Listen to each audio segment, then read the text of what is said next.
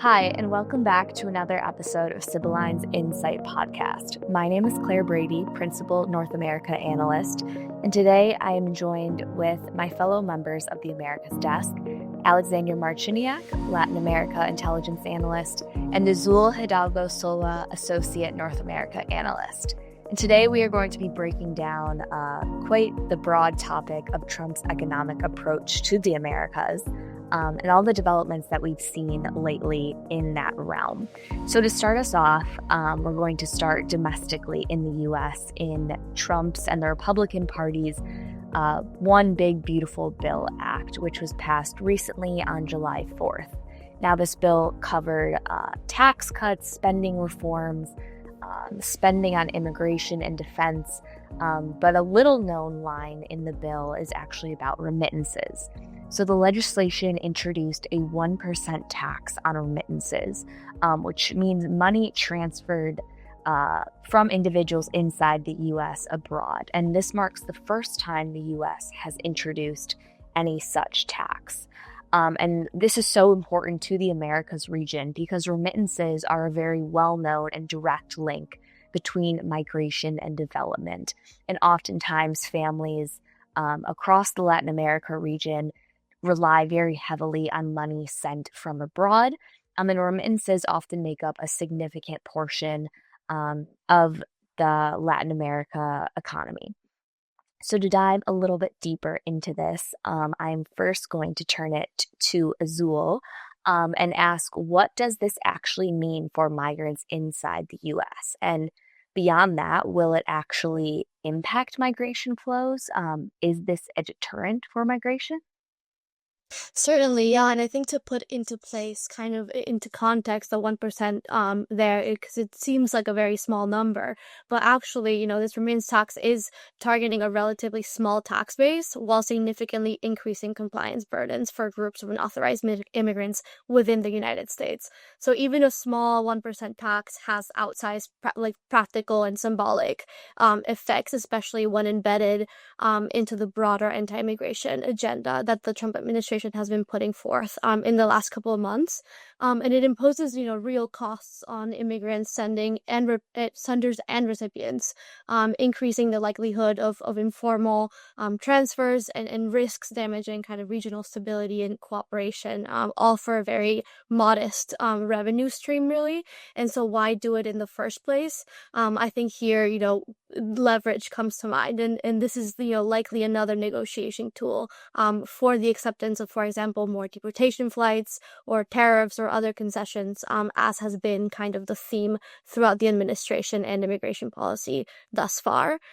This remittance tax level is low, so it's not necessarily a deterrent for sending money or immigrating into the United States. However, this feeds into kind of the cycle that is at the root causes of migration. And so the lack of cash flow in origin countries leads to shrinking consumer demand in these originating countries and fuels currency volatility and leads to further immigration.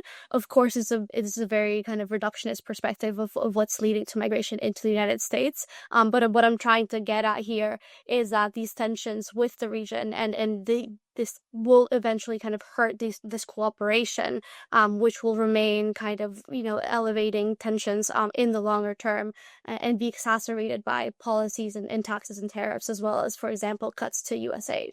So now turning to Latin America and focusing on those economies, Alex, how will this actually impact Latin America and Caribbean nations? Yes, so it's no secret that this remittance tax will have a significant impact on Central American and some Caribbean economies. So firstly, to go through the countries by order of remittances volume from the US to the sort of Latin American and Caribbean countries is no secret Mexico, Guatemala, Colombia, Dominican Republic, and Honduras. However, one way to look at this as well is as a percentage of GDP. So remittances make up between 20 and 25% of most Central American countries' GDP. So when you break this down via GDP percentage, El Salvador, Honduras, Guatemala, Haiti, and the Dominican Republic top the charts. And then what sort of impact will this have on the countries? Well, obviously the primary impact will be on low-income families in the Central American and Caribbean countries these families depend on these remittances flows from the US. So a US tax on remittances will not stop remittances. These people in these Central American countries depend on these to survive. So we'll likely see sustained remittances flows, albeit at the impact of 1% tax.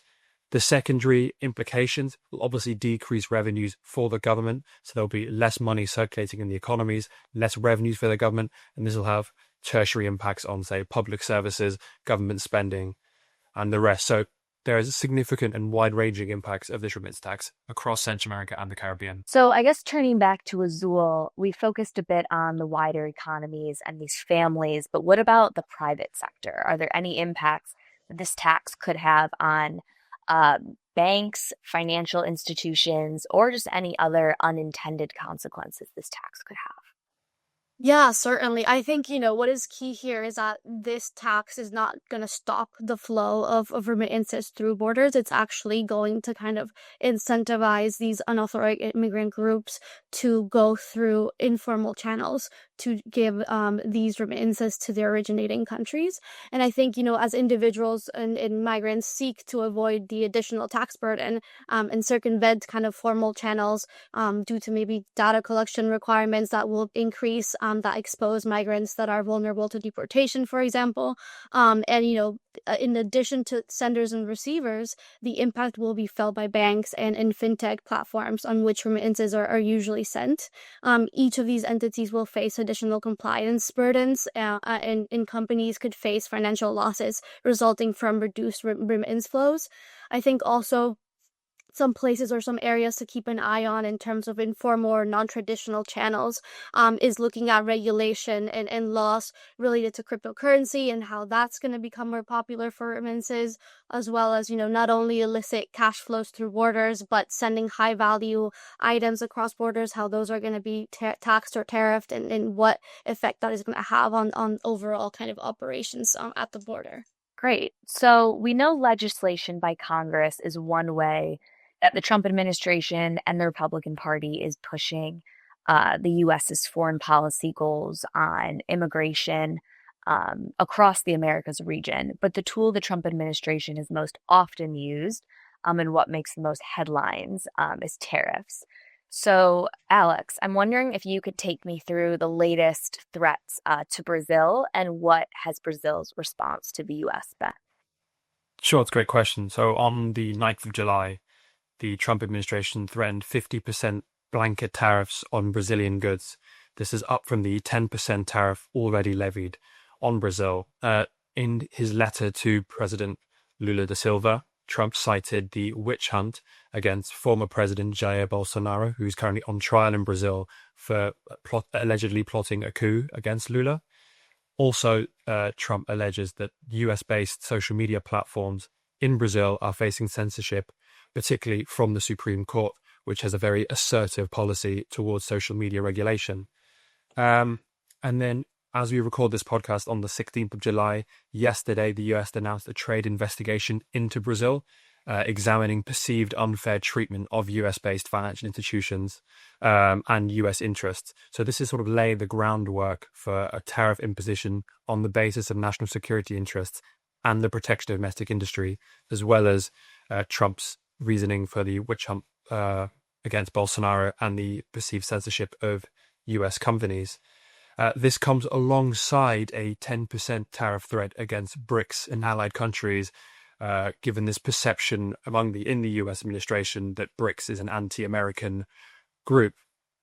In response, we've seen Lula, the Brazilian president, sign a decree regulating their reciprocity law. This reciprocity law was signed initially in April, and it's a framework to allow Brazil to respond to unilateral economic action by a foreign power, and it contains certain provisions, firstly, that promote diplomacy and dialogue first. Then it allows lawmakers to petition through sort of the WTO and other financial bodies, and then seek reciprocal tariff rates. We assess that these reciprocal tariffs, if they were to go into place, if diplomacy fails ahead of the 1st of August deadline, these would likely be sectoral, likely targeting social media and digital services platforms, given how it's been portrayed and recently been in dialogue in the media. So thinking about what this will do, these tariffs would do to the Brazilian economy and which sectors would most likely be impacted. So Brazil's largest exports to the US include oil and intermediate goods. So we're talking pig iron, steel ingots, and planes. Embraer is one of the largest plane companies in the world, Brazilian based. And then secondly, coffee, orange juice, and wood pulp will also face significant disruption given these tariffs. However, we have to moderate this. Only about 10% of Brazil's exports do go to the US. Around 30% go to China, its largest partner.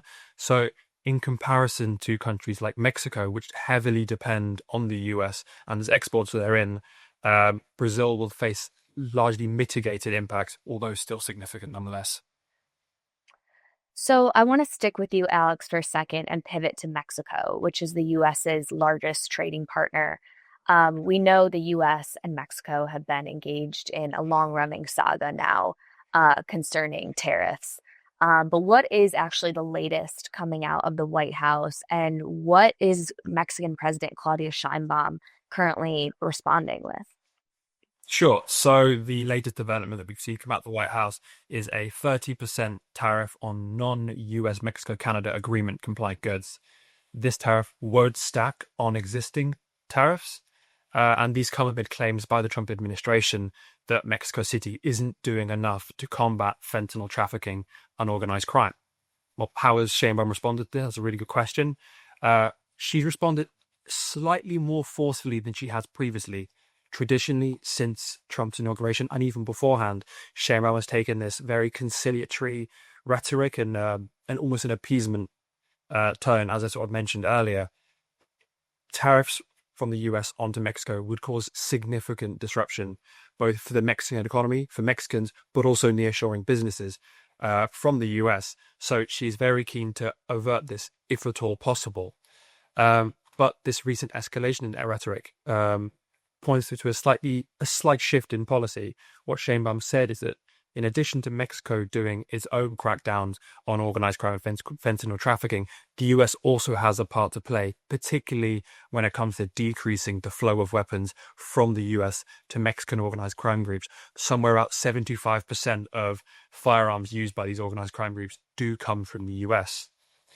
So while we see this slight escalation in rhetoric, I don't think it shows a significant policy shift. I think indeed Mexico City has indicated that a security agreement with the US is on the way. Sheinbaum indicated that it will likely come out before the 1st of August, but regional tensions are increasing given the recent 30% tariff announcement.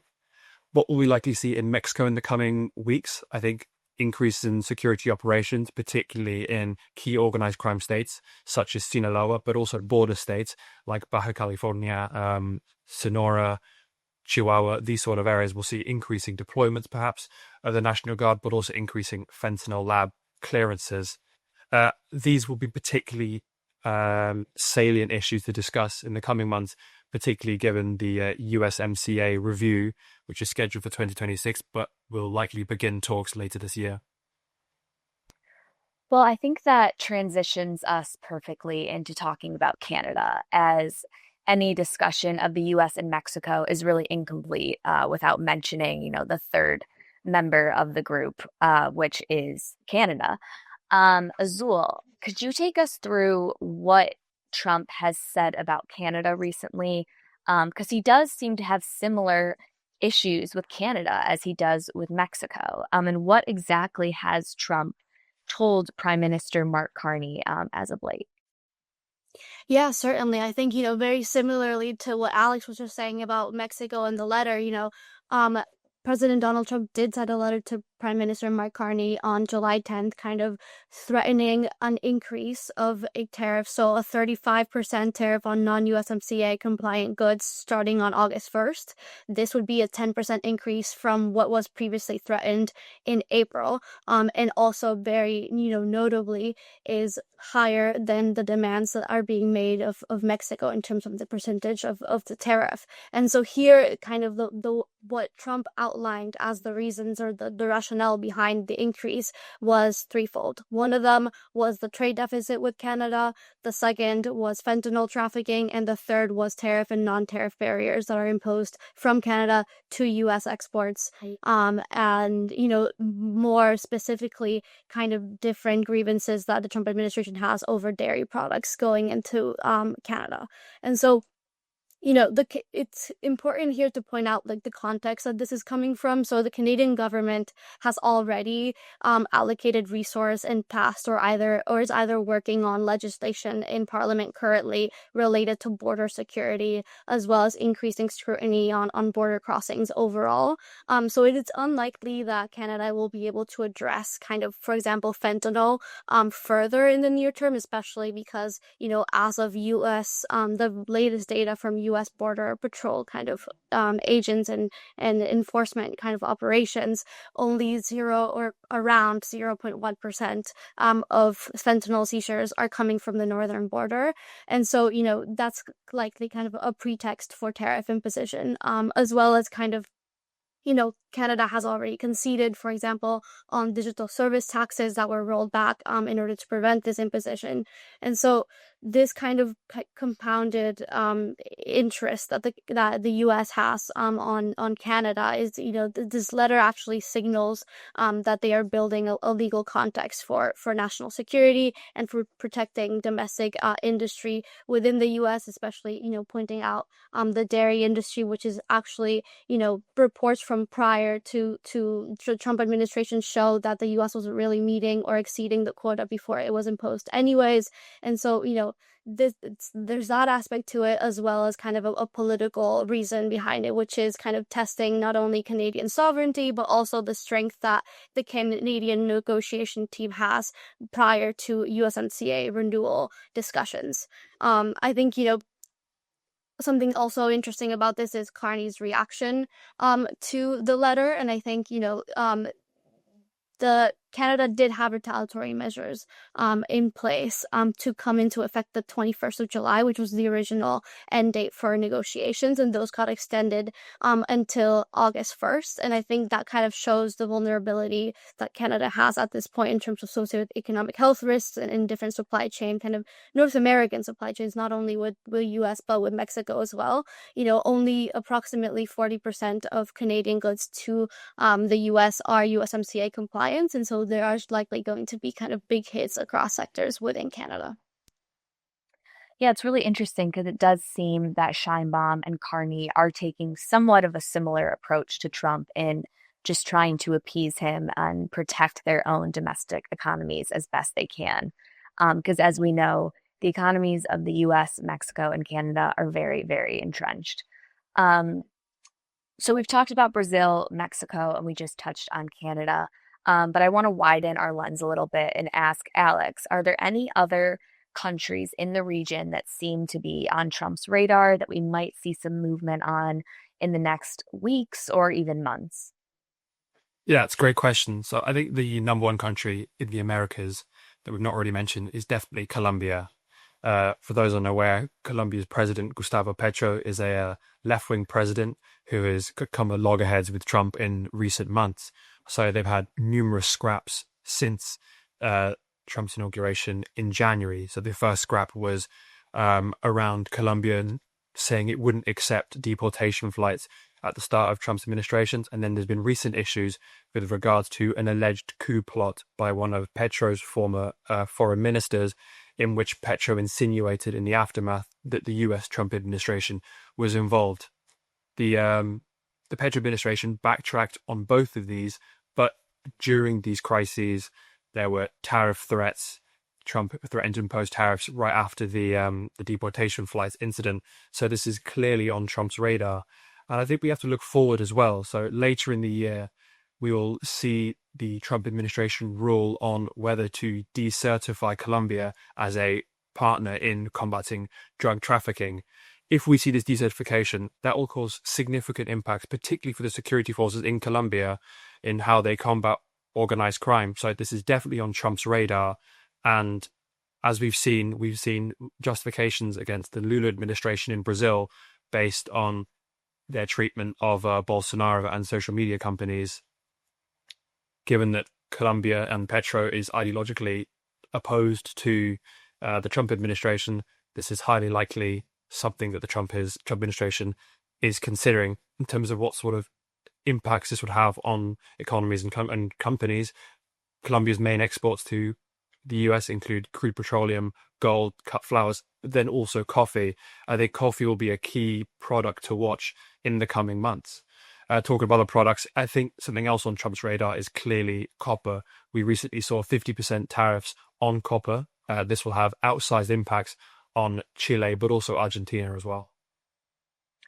Well, it's safe to say that there is a lot happening across the region, and a date we've all been bringing up throughout this whole podcast is August 1st, which means that there's going to be a lot of tariff and trade deals and just happenings in this sphere in the coming weeks and throughout August. So we do urge you to connect with us, whether it is reading our U.S. policy review and reading the latest on tariffs there. One way you can reach out and get a copy of this is by emailing info@sibylline.co.uk. But also please keep up with these channels for our next episodes of the Insight podcast. We will be sure to let everyone know what is happening across the region and everything to do with tariffs. So thank you both for being with me here today, and thank you to all of our listeners.